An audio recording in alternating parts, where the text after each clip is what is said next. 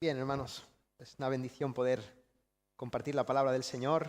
Como decía antes nuestro hermano Marcos, mucha gente hoy está de visita, visitando la encomendación pastoral de Dani Castro en Manresa. Y damos gracias al Señor por ello, que el Señor lo use mucho donde esté. Porque como vamos a ver hoy, ¿no? Sí, faltan obreros. El Señor nos insta que oremos para que Dios envíe obreros a su mies, porque la mies es mucha, pero los obreros pocos. Y tenemos que orar, que se levanten hombres de Dios, levanten pastores también en esta iglesia. ¿Para qué? Para que se vaya extendiendo el reino de Dios y se cumpla lo que vamos a ver ahora en el principio, ¿no? Dice la palabra, no explica la Biblia que desde el principio de la creación Dios ha tenido un plan, un solo plan. Y el plan de Dios es dar a conocer su gloria al mundo, dar a conocer su gloria a la creación por medio de las cosas creadas, ¿no? De hecho, la palabra dice en el Salmo 19 que los cielos cuentan la gloria de Dios. Los cielos no son la gloria de Dios, los cielos cuentan su gloria. Los cielos la creación tiene como propósito fundamental ser una expresión visible de la gloria, de la hermosura, de la majestuosidad del Creador. Y toda la historia del universo apunta hacia este supremo fin, la manifestación de la gloria del Señor. Y eso también nos incluye a nosotros. Dios nos creó a los seres humanos como cúspide de su obra creacional para ser sus representantes, para que le representemos en la tierra y para que le disfrutemos a Él, tener una relación de comunión con Él y poder disfrutar de su presencia. El ser humano ha sido creado para que el plan de contar su gloria de Dios sea hecho, sea realizado. Por lo tanto, el hombre solamente encuentra paz, solamente encuentra bendición, solamente encuentra felicidad, dicha, bienaventuranza, cuando se pone en línea, cuando nos alineamos a ese propósito, cuando vivimos para la gloria de Dios. Y de hecho, toda la Biblia tiene que ver con la manera en la que Dios desarrolla ese plan. Dios creó al ser humano en Génesis con esa finalidad. Y creó al ser humano en un marco idílico para que le representara, para que disfrutara de él y para que fuera una representación de su gloria a este mundo. Pero como vemos en Génesis 3, el ser humano decidió pecar y perdió su comunión con el Creador. Leemos que tiempo después Dios llamó a un hombre, Abraham, para formar un pueblo, una nación terrenal, con ese mismo propósito. A partir de Abraham, Dios formó la nación de Israel, que tenía como propósito glorificar a Dios y representar a Dios entre las otras naciones. Israel había sido formada para ser luz a las naciones, para que cuando la gente viera cómo se comportaba esa nación, pudiera ver la gloria del Creador. Pero vemos en la Biblia cómo el pueblo de Israel también falló en su cometido. Y de nuevo falló en llevar a cabo esa encomienda dada por Dios. Y eso es algo que el Señor no podía pasar por alto. Y lo que leemos en el Antiguo Testamento, vemos una y otra vez como Dios les enviaba al pueblo de Israel profetas para llamarles al arrepentimiento. Les enviaba a sus siervos para tratar de reconducir al pueblo de Dios, pero el pueblo de Israel no obedecía. Se mantenían en la dureza de su corazón. Se mantenía en honrar, en adorar a ídolos, en amoldarse a las costumbres de las naciones paganas. Israel merecía ser juzgado por sus pecados. Lo justo era que Dios les diera su castigo y eso es precisamente lo que vemos que acaba sucediendo. Dios juzga la idolatría, la dureza de corazón de Israel. Pero Dios no iba a quedarse con eso solamente. Fíjate cómo Dios juzga a Israel, ¿no? Hace que el pueblo de Dios, ese pueblo que debía ser luz a las naciones, que debía representar a Dios para que su gloria fuera representada al mundo, ese pueblo es conquistado por naciones paganas, por naciones idólatras, gente que no ama a Dios, gente que aborrece a Dios, gente que va en contra de Dios. Esa gente somete al pueblo de Dios. Ahí tenemos otra vez la historia. El ser humano como cúspide de la creación de Dios, maltrecho, deshecho, sin poder representar ni poder llevar a cabo la obra para la que ha sido creada. Pero Dios no iba a quedarse solamente en juzgar a su pueblo por su pecado. El plan de Dios de ser glorificado por su pueblo seguía en pie. Y este es el contexto histórico que enmarca la profecía que hoy vamos a exponer, el contexto teológico e histórico que enmarca la profecía que vamos a exponer. En el libro de Ezequiel, capítulo 36, versículos 22 al 27, Ezequiel 36, del 22 al 27, leemos lo siguiente. Dice la palabra: por tanto, di a la casa de Israel, así ha dicho Jehová el Señor, no lo hago por vosotros, oh casa de Israel, sino por causa de mi santo nombre, el cual profanasteis vosotros entre las naciones a donde habéis llegado. Y santificaré mi grande nombre, profanado entre las naciones, el cual profanasteis vosotros en medio de ellas. Y sabrán las naciones que yo soy Jehová, dice Jehová el Señor, cuando sea santificado en vosotros delante de sus ojos. Y yo os tomaré de las naciones y os recogeré de todas las tierras y os traeré a vuestro país. Esparciré sobre vosotros agua limpia y seréis limpiados de todas vuestras inmundicias y de todos vuestros ídolos os limpiaré. Os daré corazón nuevo y pondré espíritu nuevo dentro de vosotros y quitaré de vuestra carne el corazón de piedra y os daré un corazón de carne. Y pondré dentro de vosotros mi espíritu y haré que andéis en mis estatutos y guardéis mis preceptos y los pongáis por obra. Amén. Vamos a orar al Señor. Señor, ruego que nos uses, todos los que estamos ministrando, a mí especialmente que estoy compartiendo tu palabra, para ser canales de bendición, ser medios de gracia. Ruego que me sostengas para exponer fielmente tu palabra y que sea tu palabra la que convence corazones, la que transforma vidas, la que cambia, la que salva, Señor. Que tu Santo Espíritu sople aliento de vida sobre nosotros. Danos oídos prestos para escuchar y poner por obra, Señor, aquello que tienes para decirnos hoy. En el nombre de Jesús. El principio del texto que nos ocupa hoy nos revela el motivo por el que Dios no podía tolerar el pecado de Israel.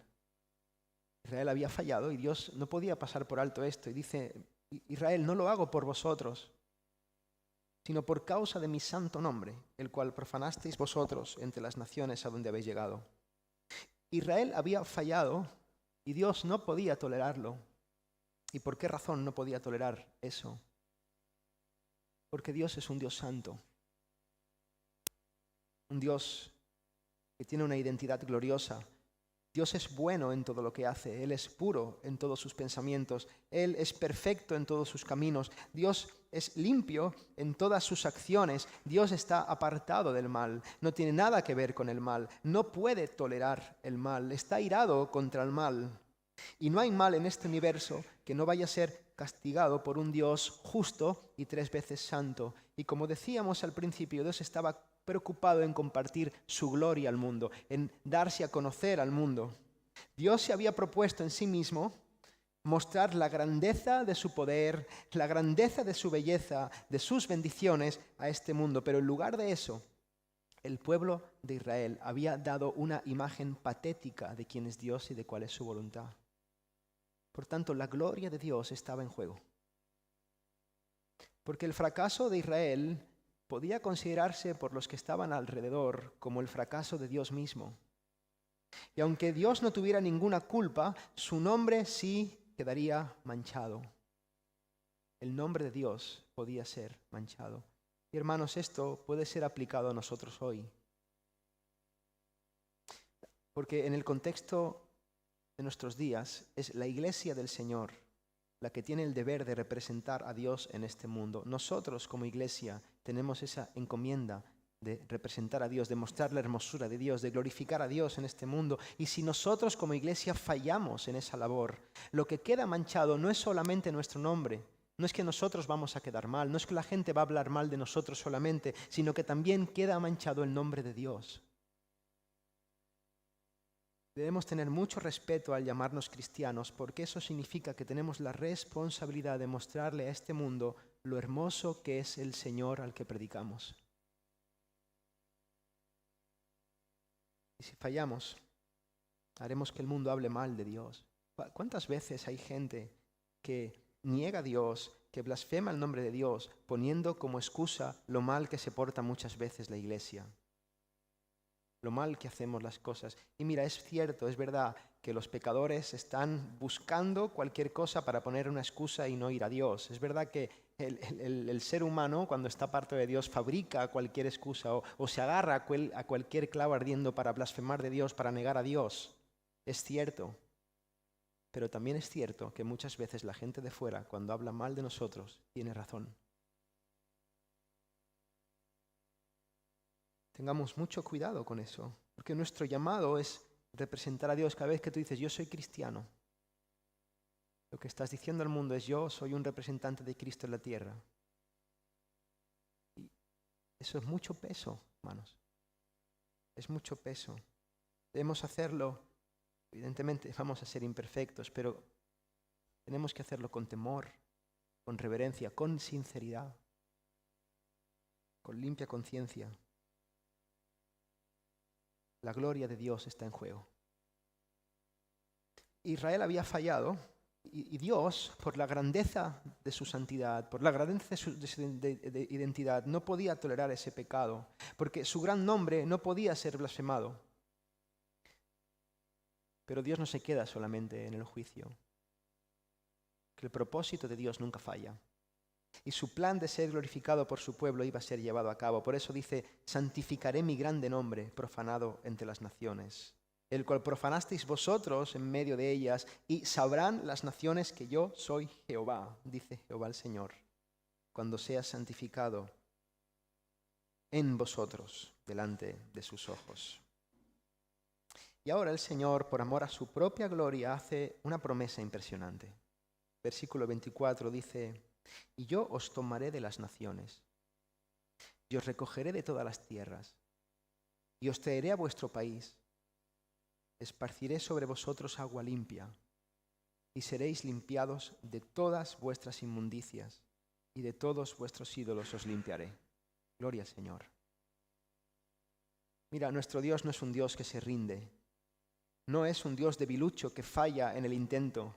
El Dios vivo y verdadero al que adoramos es un Dios, como cantábamos antes, todopoderoso, es un Dios soberano. Y Él le dijo al pueblo, mira, vosotros sois un desastre.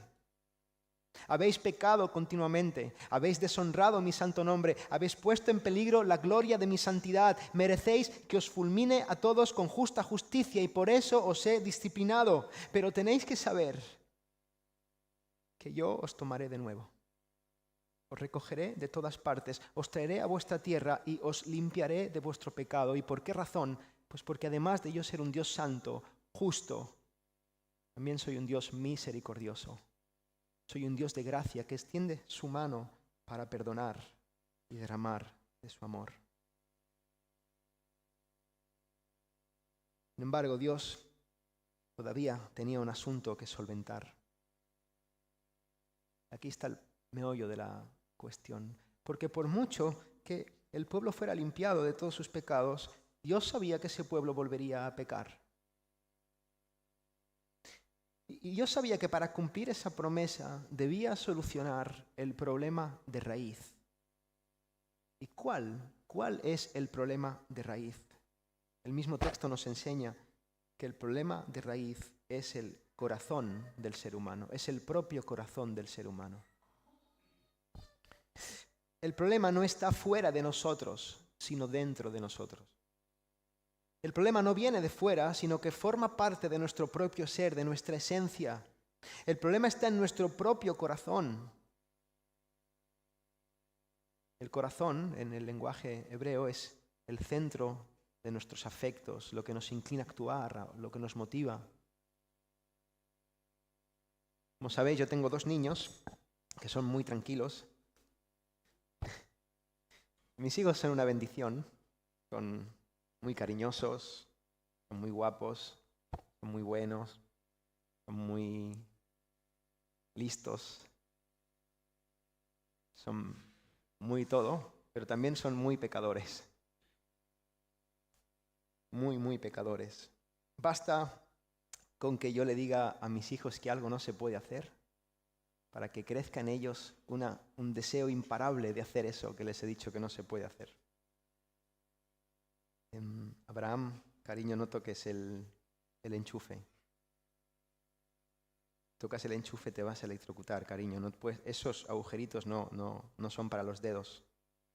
Y ves como de repente Abraham mira el enchufe y me mira a mí, y mira el enchufe y me mira a mí, y los dedos quieren tocar. Y ahí ahora se está librando una batalla cósmica.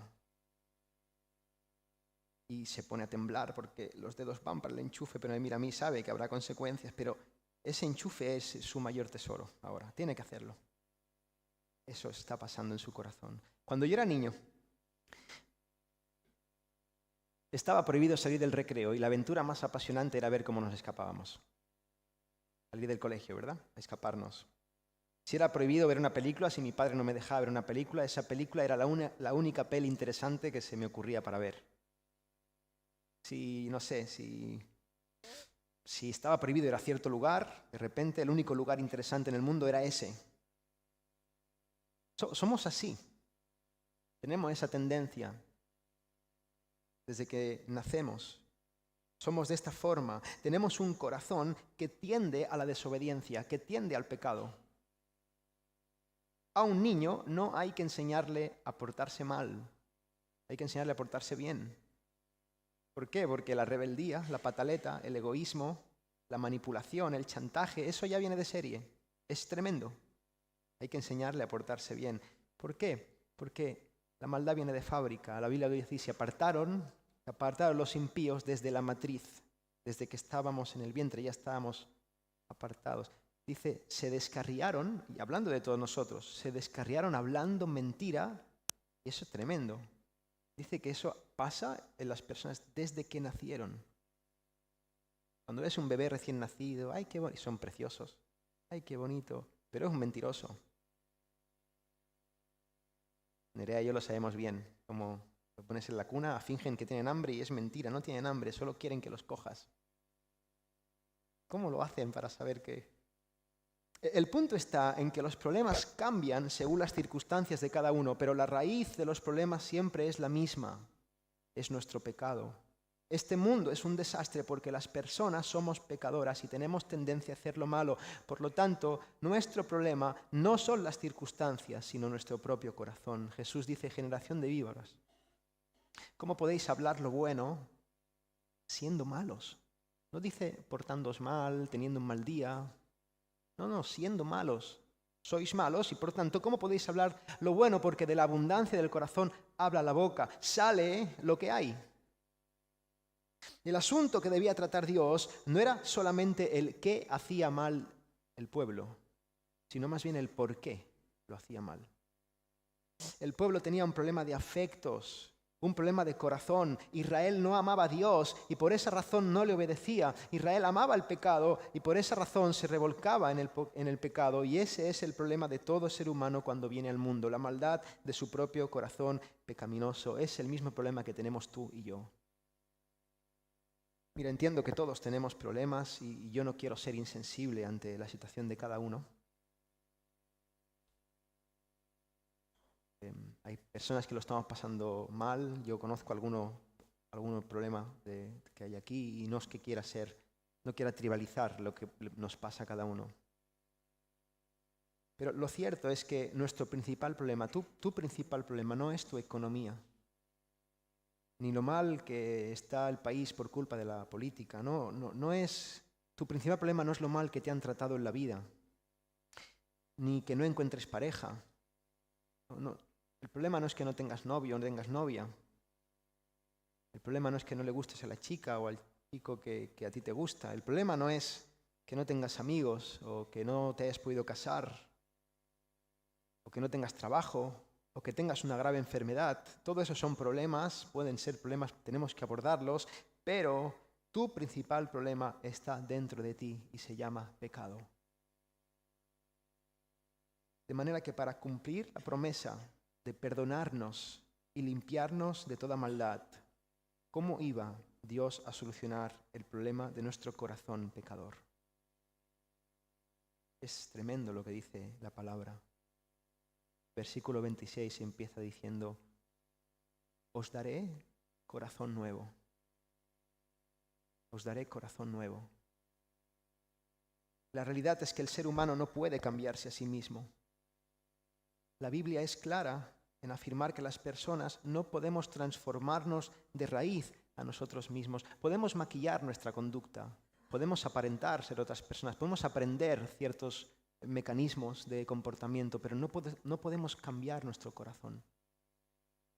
Tú y yo no podemos hacer nada para solucionar el problema de nuestros afectos. Ni tú, ni tu familia, ni tus amigos, ni un psicólogo, ni los libros de desarrollo personal, ni un coach, ni el pastor, nada ni nadie en este mundo puede solucionar el problema de tu corazón. Y no hay ningún sistema filosófico de creencias, no hay ninguna religión en el mundo que pueda realmente solucionar ese problema. Por eso es necesario que Dios intervenga y obre un milagro, una acción sobrenatural en nuestros corazones. Es necesaria una obra milagrosa de Dios en una persona para que sus afectos cambien, para que su corazón sea transformado, y la Biblia llama a ese espectacular acontecimiento el nuevo nacimiento.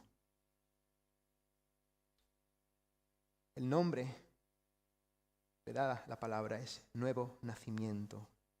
El hombre tiene que nacer de nuevo en el sentido espiritual. Debe ser creado de nuevo desde dentro. Y eso es exactamente lo que le dice Jesús a Nicodemo en su famoso encuentro, ¿verdad?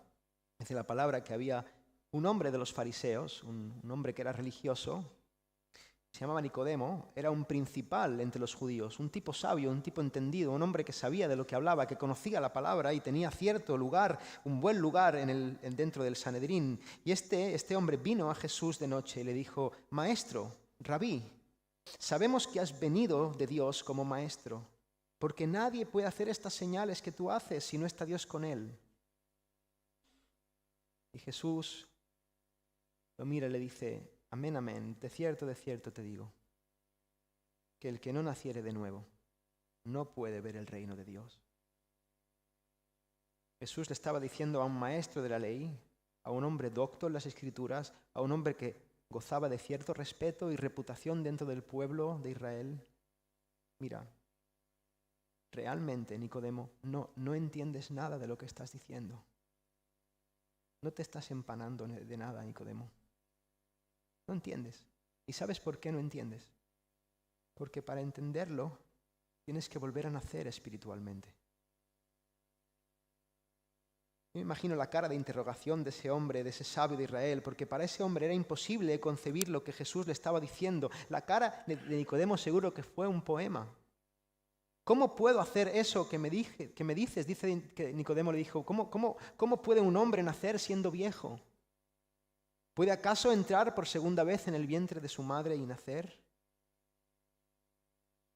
Y no es que de repente Nicodemo se estuviera volviendo corto de miras y pensara que Jesús le estuviera diciendo literalmente que tenía que hacer eso. Nicodemo era un tipo listo.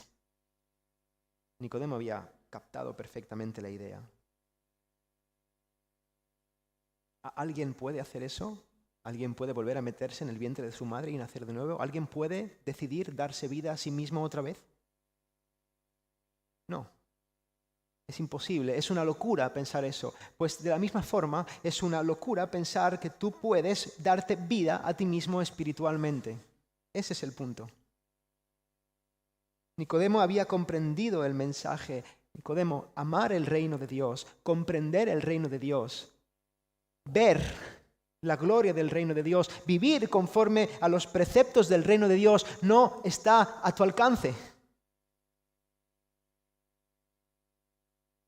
Ese hombre, como tú y yo, había nacido con un alma pecadora y ninguno podemos cambiarnos por dentro. Por eso Jesús le dice: de cierto te digo, que el que no naciere del agua y del Espíritu no puede entrar en el reino de Dios.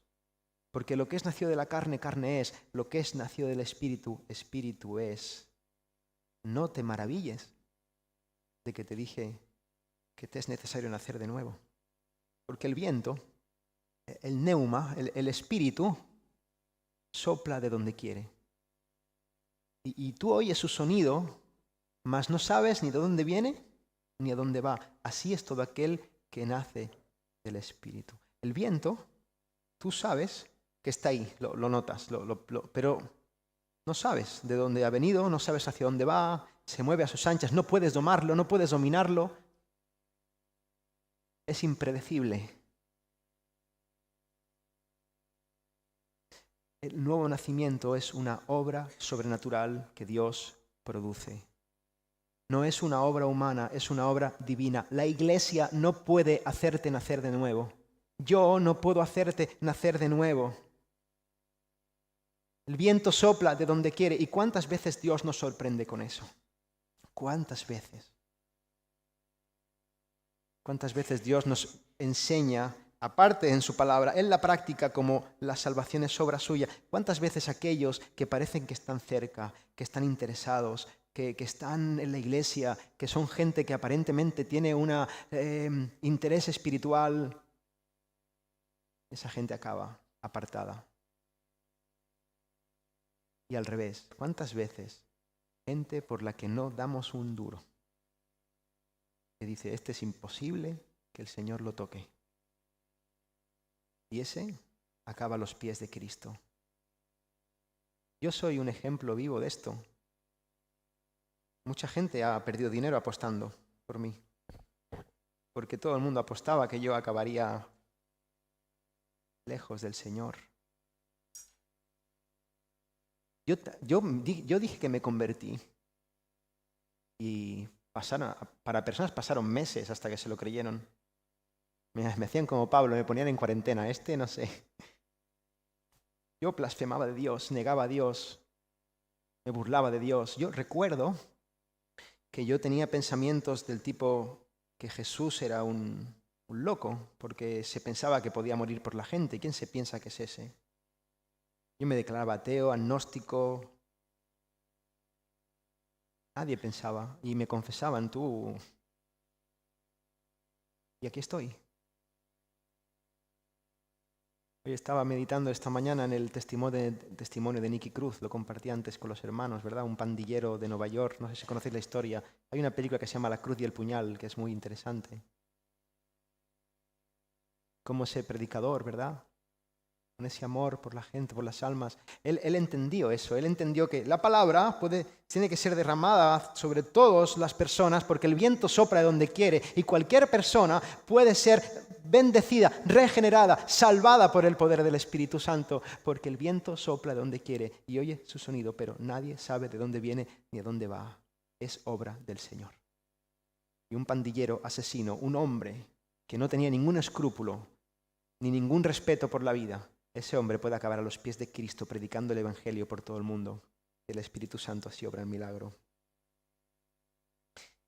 Ese es el milagro del nuevo nacimiento, viene de Dios, de manera que para solucionar el problema de raíz, incluso ese maestro religioso necesitaba de una intervención sobrenatural del Espíritu Santo. Y eso es precisamente lo que Dios estaba prometiendo a través de Ezequiel. Os daré un corazón nuevo.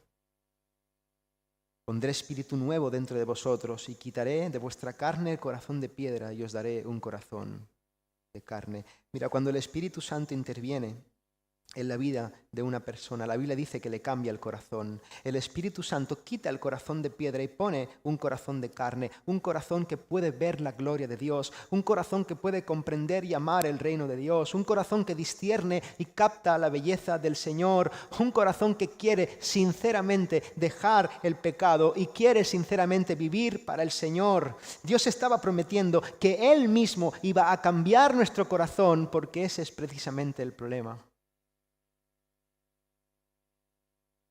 Muchas veces podemos pensar, incluso a veces caer en el error de predicarnos a nosotros mismos, predicar a los demás, que la vida cristiana es un cúmulo de restricciones.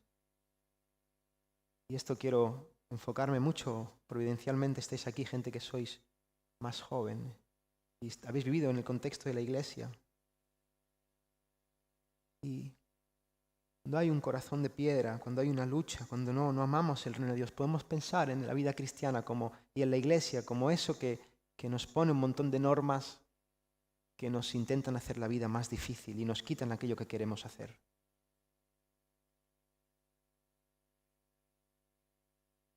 Personas que no han sido regeneradas perciben a Dios y a la Biblia de esa manera, Pero eso es un gran error. Mira, es cierto que el cristianismo tiene muchos nos. Hay muchas cosas que Dios detesta. Hay cosas que Dios prohíbe porque van en contra de su perfecta voluntad y son destructivas para nosotros. Es verdad. Pero el Evangelio no es precisamente o no es principalmente decirle no a esas cosas. El Evangelio es la buena noticia de que Dios, el creador de todas las cosas, el todopoderoso, el soberano, el ser majestuoso, el ser glorioso del universo, nos dice sí a nosotros. Y nosotros decimos sí al Señor. ¿Puede haber algo mejor que tener comunión con el creador de todas las cosas buenas? Dios es infinitamente más deleitoso, más precioso y más placentero que todas las cosas de este mundo juntas. Y nuestro problema es que a causa del pecado no podemos ver la belleza de Dios porque el pecado ciega nuestros corazones. Cuando el Espíritu Santo obra en nosotros a través del Evangelio, somos transformados para poder ver esa gloria. El milagro del Espíritu Santo en nuestros corazones nos abre los ojos espirituales para que podamos ver la hermosura de Cristo. El mensaje de la cruz es el único que puede hacernos ver con claridad aquello que estaba oculto a nuestros ojos, que no podíamos ver. El llamado es el mismo, es vuélvete a Dios, arrepiéntete y cree en Jesús como tu Señor, como tu Salvador, y entonces tendrás verdadera vida, porque fuera de Cristo no hay vida posible. Fuera de Cristo solamente hay espejismos, cosas que te mienten, que te prometen que te van a dar la plenitud, pero que siempre decepcionan. Por lo tanto, el regalo del Evangelio es poder tener comunión con aquel que nunca decepciona, aquel que nunca falla, aquel que realmente te ama y que te da propósito. La buena noticia es que esta promesa se cumplió hace 2000 años. Dios envió al Espíritu Santo, al Neuma, al viento, a la tercera persona de la Trinidad para que realizara esa obra en hombres y mujeres de todo el mundo. Dice la Biblia que en el día de Pentecostés estaban los discípulos unánimes orando, y me encanta cómo lo dice el libro de Hechos capítulo 2, dice de repente, porque así es como obra el Señor cuando Él quiere hacer las cosas. De repente, tú no puedes manipularlo, no puedes obrarlo tú, no puedes hacer que pase, es de repente. Cuando Él quiere, sopló un viento recio, un neuma, el Espíritu. Dice que todos fueron llenos del Espíritu Santo. La obra del Espíritu Santo en este mundo empezaba en ese momento y cumplía la promesa dada a Ezequiel, y desde entonces todo aquel que oye el mensaje del Evangelio y recibe realmente a Cristo como su Señor y como su Salvador es una nueva criatura. Eso es lo que significa la palabra regeneración, regénesis, nuevo comienzo. He aquí, si alguno está en Cristo, es una nueva creación, nueva criatura. He aquí, todas las cosas son hechas nuevas, las cosas viejas pasaron. Cuando alguien oye el mensaje del Evangelio y es transformado por el poder del Espíritu Santo, pasa a ser una nueva persona. Dios es el que provoca el nuevo nacimiento. Dios es el que produce el cambio en nosotros. Dios es el que salva, porque la salvación es solamente obra del Señor, y por el poder del Evangelio Dios salva a gente de todas las naciones para llevar a cabo su plan. ¿Y cuál era su plan? Mostrar su gloria a este mundo. ¿Para qué, hermanos? Para que cuando la gente que está afuera nos conozca y vea nuestras vidas, diga, wow, yo no sé lo que es, pero me atrae. Yo no sé lo que tienen, pero me gusta. Cuando habla esta gente, no me entero de nada, pero quiero entenderlo. Son diferentes. Es distinto. Hay algo diferente. No es como las otras religiones. Lo que creen les funciona. Son felices, están bienaventurados, viven en plenitud. Yo quiero eso. Y nosotros podamos decirlo, eso viene del Señor, eso es de Dios. Y la gente puede decir, ¿qué Dios más grande tiene esta gente? Este Dios no es como los demás.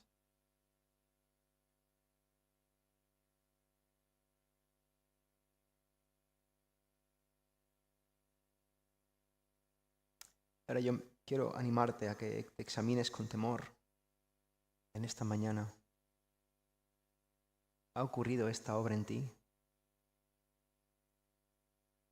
Mira, da lo mismo las veces que hayas oído el mensaje del Evangelio, y no importa el tiempo que lleves en la iglesia, no importa las veces que hayas leído la Biblia, lo mucho que sepas de teología, no importa ni siquiera si te has bautizado, que eso no es lo que te hace un verdadero creyente.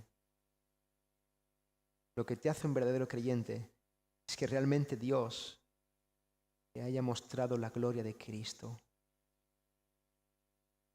y tú te hayas entregado a Él en arrepentimiento y fe. Lo que te hace un verdadero hijo de Dios es que tu vida haya sido transformada por el Espíritu Santo, que haya habido un cambio en tu corazón. ¿Te ha pasado eso? La próxima vez que comparta con vosotros voy a hablar de cómo eso ocurre, del proceso de santificación, de la obra del Espíritu Santo en nosotros. Pero déjame adelantarte que la evidencia de un corazón transformado es una vida transformada. ¿Ha ocurrido eso en tu vida? ¿O vives en un autoengaño religioso?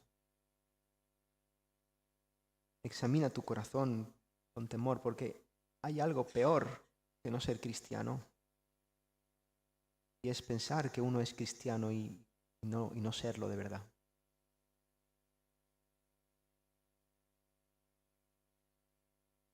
Si te ha ocurrido eso a ti, dale gloria al Señor. Si el viento ha soplado en ti y te ha dado vida, te ha cambiado el corazón y tú tienes comunión con el Señor, dale gloria a Dios y vive en eterna gratitud por su salvación, porque no eres cristiano por ser más bueno, por ser más inteligente o por ser más sensible. Eres cristiano porque Dios te ha salvado por su pura gracia. Eres cristiano porque Dios ha obrado un milagro en ti. Él ha limpiado tus pecados, Él te ha dado un nuevo corazón y ha hecho todo eso por el puro afecto de su voluntad. Y esa realidad a los que amamos al Señor nos debe llevar a una dulce reverencia, a una humildad sincera y a la adoración. Adora a Dios. Esa verdad nos debe llevar al eterno amor a Dios y a querer vivir para su gloria en este mundo. Debe llevarte a preguntarle a tu Señor, ¿qué quieres que yo haga? ¿Qué necesitas que yo haga?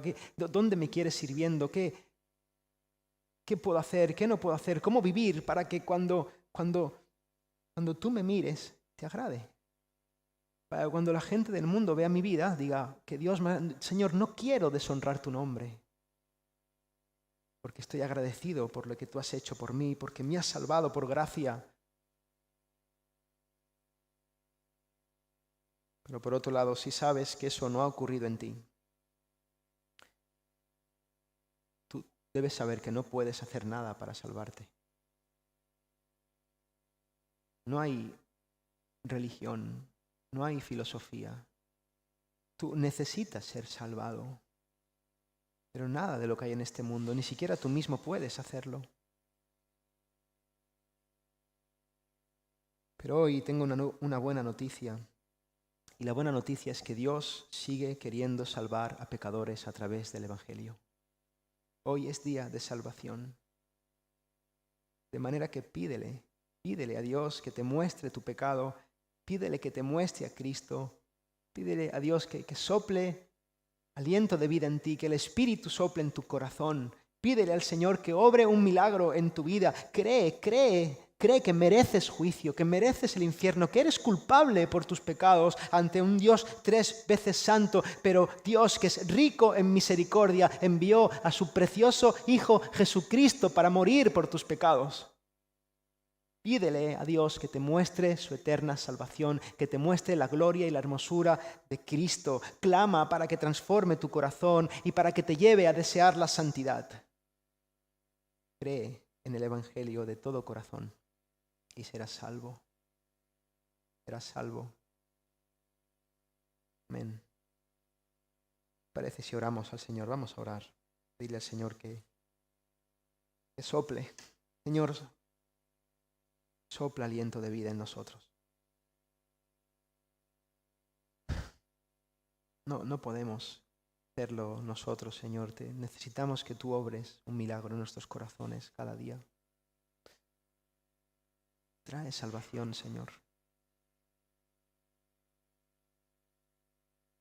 Aquellos que tenemos la convicción de que somos tuyos, Señor, llévanos a la gratitud cada día. El deleite de una relación contigo. No permitas que nos despistemos en este mundo que nos embauca. Yo quiero vivir centrado en ti, Señor. Aquellos que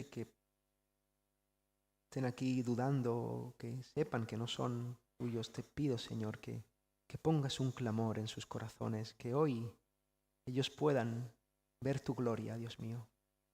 Salva pecadores. Salva, Señor. Lo ruego en el nombre de Jesús.